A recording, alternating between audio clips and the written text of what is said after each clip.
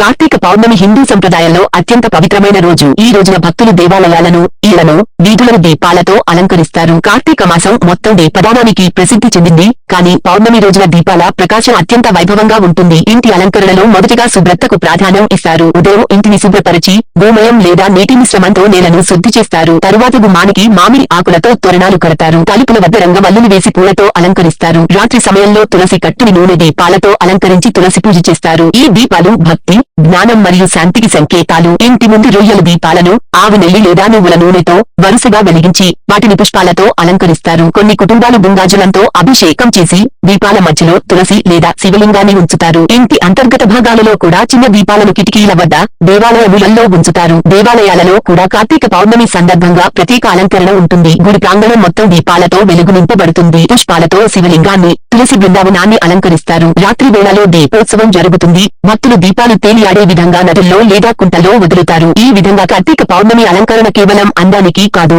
భక్తి మరియు ఆధ్యాత్మికతకు ప్రతీకగా నిలుస్తుంది. దీపాల వెలుగు మన హృదయంలోని అజాన అంధకారాన్ని తొలగించి శాంతి, ధర్మం మరియు దేవభక్తిని వెలుగులోకి తెస్తుంది.